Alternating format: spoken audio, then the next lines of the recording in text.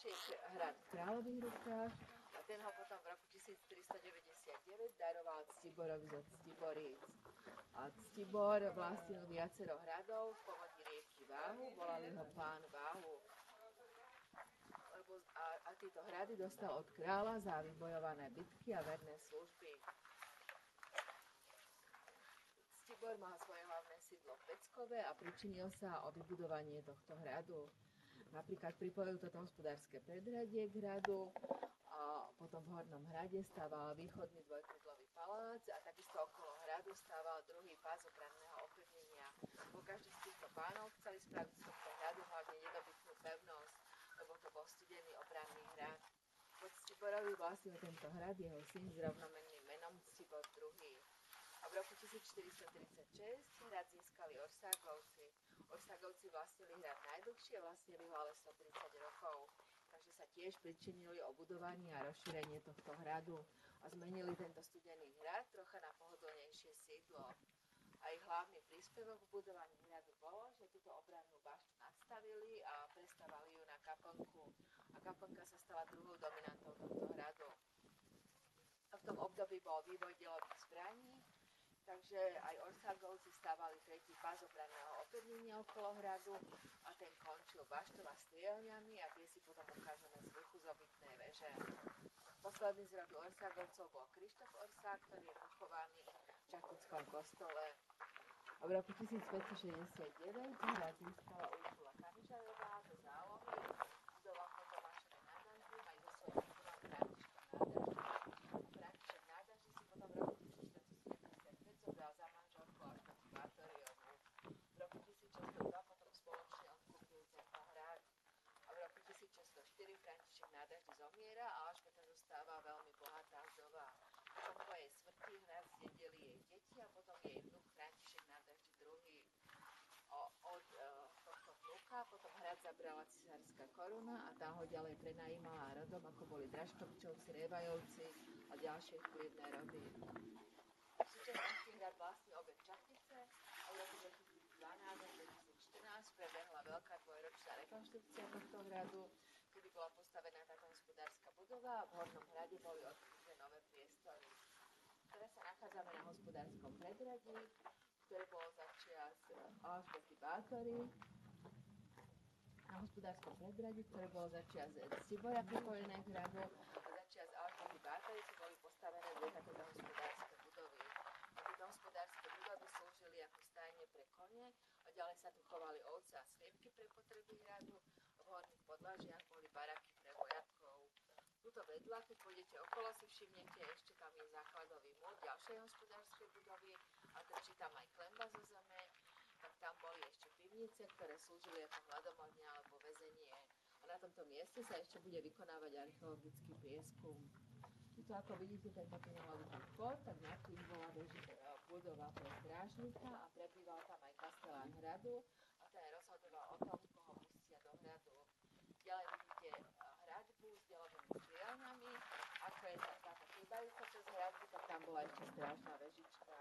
Teraz sa presunieme vyššie k obrannej bašte.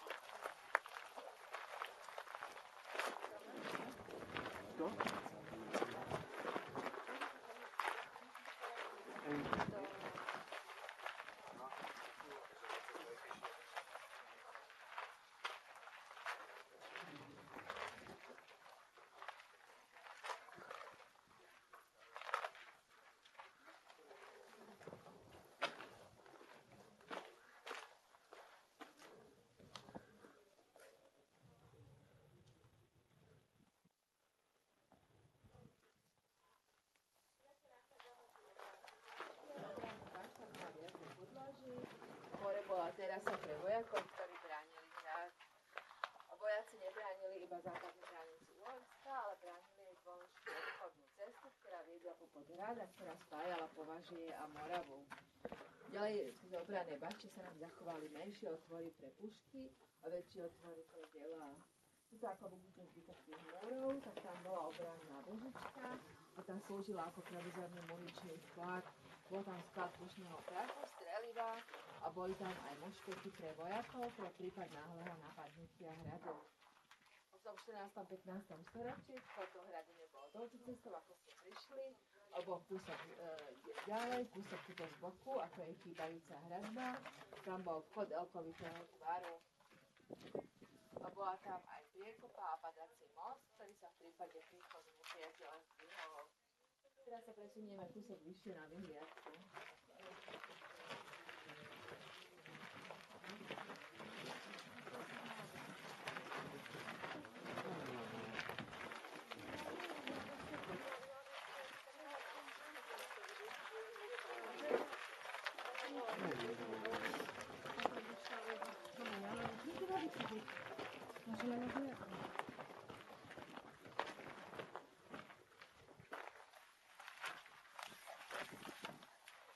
Keby som bola vedela, to som aj vedela.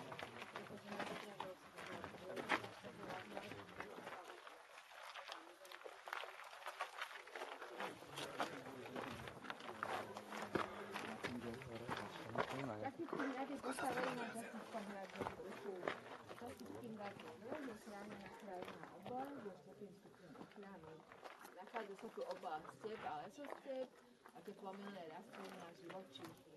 Vyskytuje sa tu napríklad aj zelená jaščelička a hniezdiace sovy. Častický hradný vrch je súčasťou severného výbežku Malých Karpát, ktoré tu končia medzi Časticami a Novým Mestom. Ďalej, ak sa pozriete vľavo, vidíte Mijavskú pahorkatinu a tento zelený kopec už pri obrannej bašte. Na jeho pravej strane je taká väčšia biela bodka, to je hrad Branč. Potom vpravo vidíme Vysielač, že to je Veľká Javorina a Biele Karpaty. A v tomto údolí tie paneláky, to je Stará Túra. Pod nami je dedina Višňové, tam má asi 75 obyvateľov a tá vznikla až 130 rokov po vzniku hradu. Vznikol hrad ešte neexistovala. Tak preto je Čachtický hrad Čachtický, hoci z dediny hrad nie je vidno, lebo medzi dedinou a hradom je vrch Bakalár. Teraz sa pôjdeme schladiť do pivnice.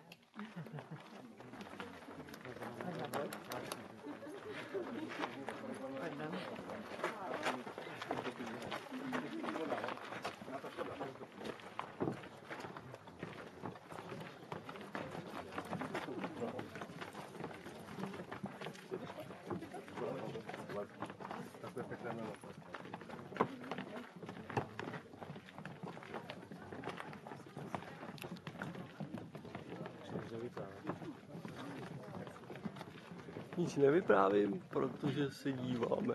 Díváme a počíváme.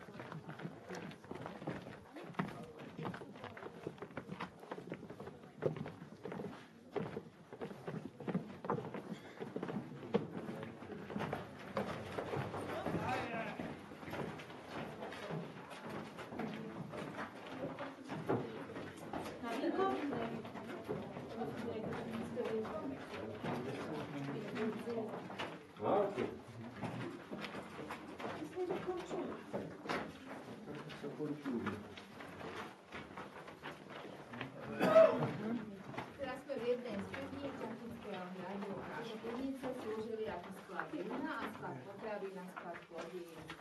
Boli tu viaceré takéto vetiacie otvory, ako sú tieto dva, ktoré zabezpečovali cirkuláciu vzduchu. Už začia z Oságovcov sa tu pestoval vinič a dorábalo sa tu červené víno. Toto bolo také známe aj slávne, že sa vozilo až do Viedne na dvor Márie Terézie. Mária Terézia, keď vydávala svoje dcery, tak si žiadala červené víno z Čachtíc. V súčasnosti Čachtické družstvo pestuje vinič a dorába biele a červené víno. A červené víno Bátoričkinu krev si môžete zakúpiť v našich suveníroch. Jedna z legend o Alžbete hovorí, že jej nádaždievský kaštiel v dedine v Čachticiach bol spojený s hradom s podzemnými chodbami. A časť týchto podzemných chodieb sa aj zachovala a v dedine v bývalej nádaždievskej záhrade sú aj prístupné. Majú tam aj machotu železnej panny a nejaké mutiace nástroje. Ďalšia z legend o Alžbete Báthory hovorí, že ona zo strachu pred trestom za svoje činy dala vybudovať sieť podzemných chodieb a tieto siahali z Nového Mesta cez Čachtice, Podolie, Krakovany až do Vrbového. Či je to pravda, nevedno, ale aj v Novom Meste aj vo Vrbovom sa zbytky podzemných chodieb našli. Potom po smrti Alžbety Báthory jej syn Pavol Náda vždy prijal na svoje pánstvo Habánov a títo sa v týchto podzemných chodbách modlili a ďalej ich zdokonalili. Habáni sú známi svojou habánskou keramikou. A potom cez vojnu tieto podzemné chodby slúžili ako úkryty pred nepriateľom a po vojne ich zase obyvateľstvo využívalo ako sklad vína a sklad ovocia a zeleniny. Teraz ma nasledujte na Horný hrad.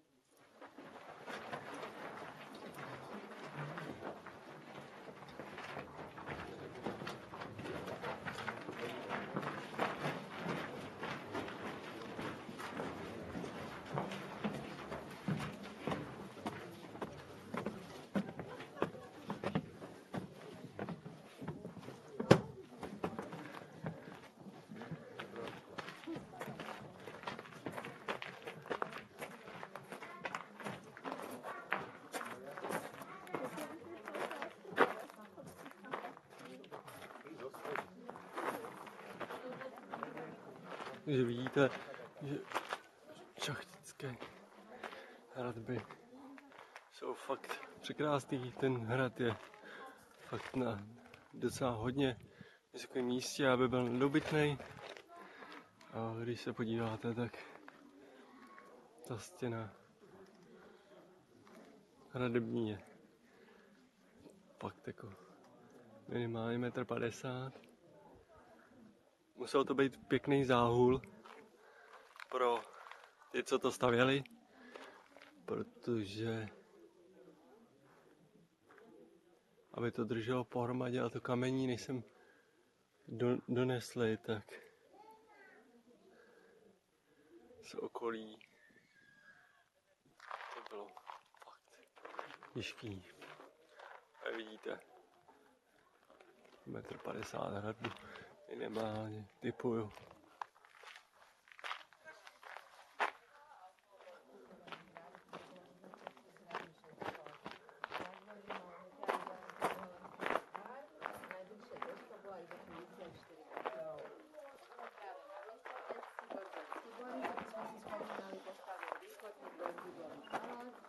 Ktorý siahal od tej osamotenej steny až po obytnú väžu.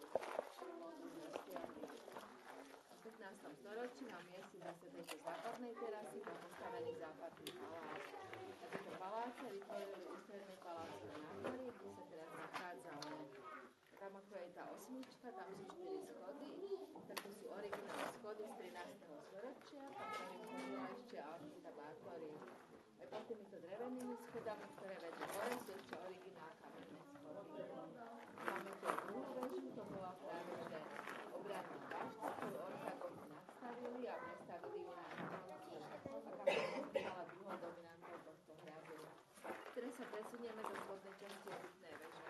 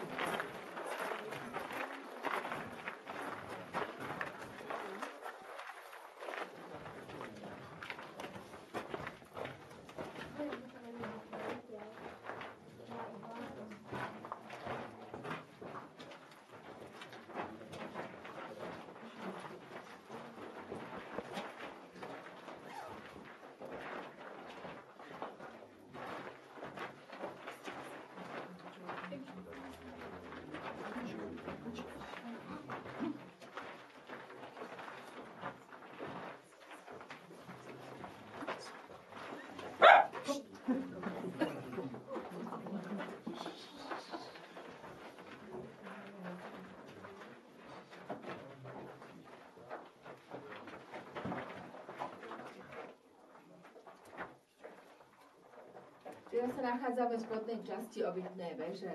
Toto bola najstaršia časť väže a najstaršia časť hradu. Táto klenba je ešte pôvodná z tých 60. rokov 13. storočia. Pôvodne bola ešte omietnutá, len omietky sa do dnešných čias nezachovali. A v tejto miestnosti predpokladáme, že Alžbeta mala svoju pracovňu a prijímala tu svoju rodinu a svojich najbližších. A ako je otvor do tej miestnosti, tak tam mala skriňu a za skriňou mala tajný vchod do tajnej miestnosti, v ktorej mučila dievčatá, ktoré väznila dievčatá, ktoré neskôr mučila. Tieto dievčatá mali prísne prikázané, nesmeli sa prezradiť, lebo keď by sa boli prezradili, tak im pohrozila, že by dala vyvraždiť celú ich rodinu. A je zaujímavé, že otvor do tej miestnosti má tvár ženského tela a bez hlavy a bez končatín. A niektorí veria, že v tej miestnosti sú zlé sily a zlí duchovia. A mali sme tu aj združenie naháňačov duchov, slova Ghost Hunters, a títo v tej miestnosti natočili nejaké tiene a nejaké zvuky, tak boli veľmi spokojní a že ešte prídu.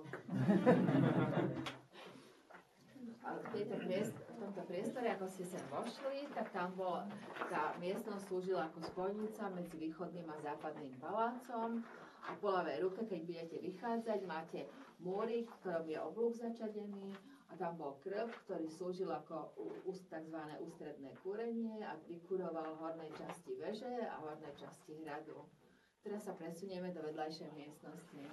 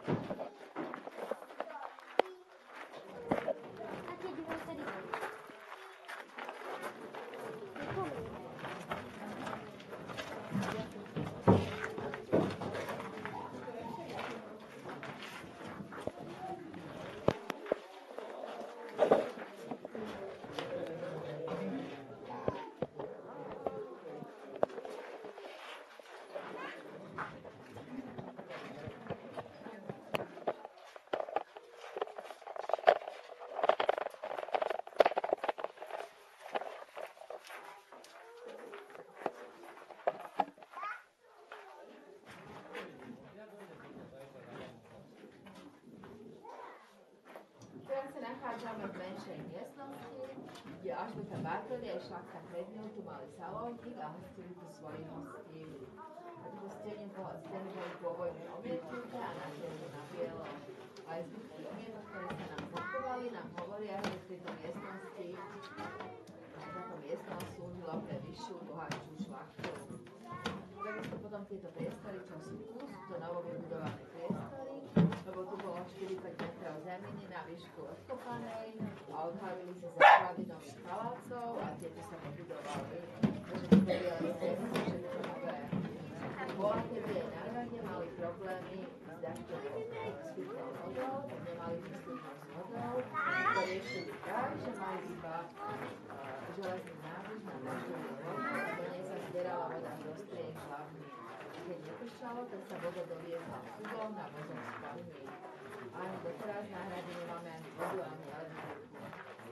A počas tejto dvojročnej rekonštrukcie sa prvýkrát na hrade robil aj archeologický prieskum. Archeológovia aj hľadali túto železnú nádrž, ale ju nenašli. Teraz sa presunieme o poschodie vyššie a tam si povieme niečo o Alžbete Báthory.